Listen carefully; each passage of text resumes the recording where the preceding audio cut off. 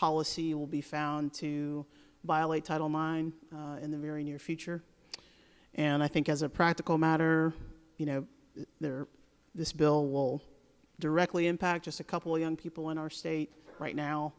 And I think those young people are going to continue to feel really isolated and targeted by this bill. And I think there are many more across the state, really of all ages, who are going to feel just more desperate. They're going to feel more alone and less able to be themselves in our state as a result of this. And you know, you can cloak this in science and or parents' rights or whatever the case may be, but frankly, this is a bill that's just going to really, really hurt the spirits of a lot of people in North Carolina. And I urge you to vote no. Thank you. For what purpose the gentleman from Mecklenburg, Representative Autry, rise? To debate the motion. The gentleman has the floor. Thank you, Mr. Speaker. Ladies and gentlemen, I won't bore you further with more details that you've already heard before. I would just ask, stop it. Just stop it. This is the time to bring an end to these attacks on LGBTQ and specifically transgender kids in the state. Please, just stop it. What purpose the lady from New Hanover, Representative Butler, rise? To speak on the bill. Lady has the floor.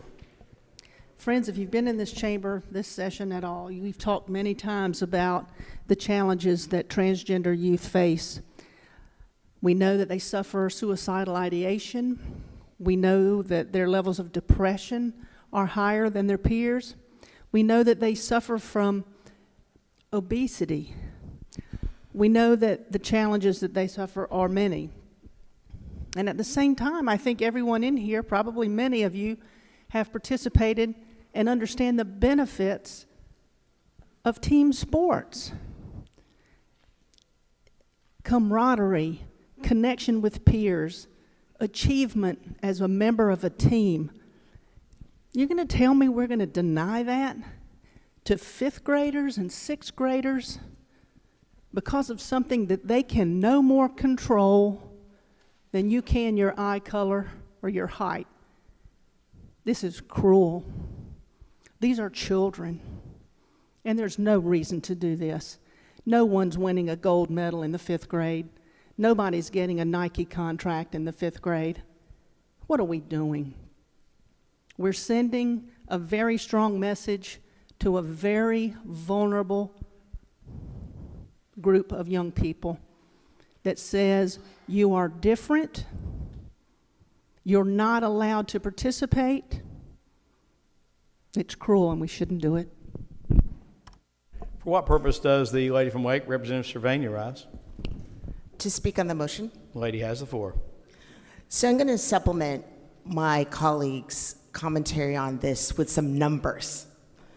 So 180,000 students compete in athletics in the space that we're potentially creating a law in. There is an established process already that evaluates the athletes who are wanting to compete as transgender athletes. In that process, only 15 to 16 were reviewed.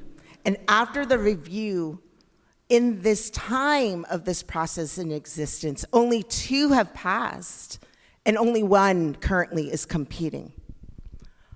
We are making potentially a law for 1 person in our 10 million population state.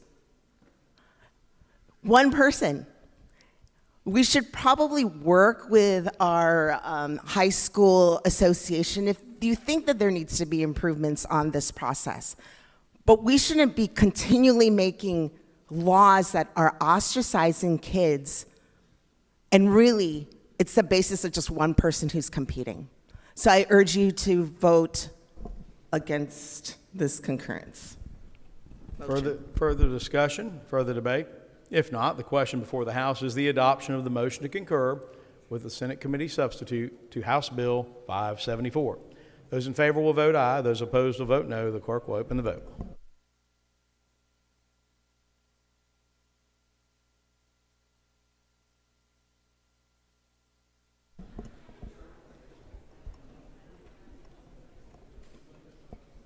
Clerk will lock the machine and record the vote. 63 having voted in the affirmative and 42 in the negative.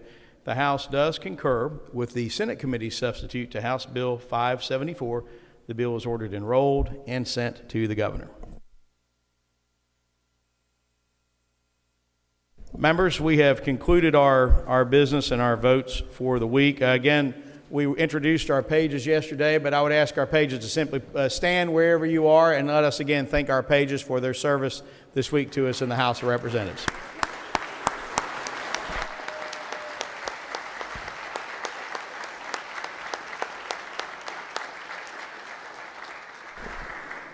Notices and announcements. For what purpose does the lady from Wake, Representative Crawford, rise? Thank you, Mr. Speaker. Having submitted a representative statement with the clerk, I ask that it be read in its entirety upon adjournment and spread across the journal, and would like to be recognized to speak to that statement. So ordered, and the lady is recognized to speak to a point of personal privilege. Thank you, Mr. Speaker. A couple weeks ago, the state of North Carolina experienced a great loss with the unexpected passing of Derek Scott, who was the husband of former Wake County School Board member Heather Scott. And yesterday, Representative Everett and I were able to acknowledge the family at his celebration of life, having provided them with this representative statement. And I just want to speak for a few minutes about Derek and the contributions that he made to our state. And I know that all of my colleagues from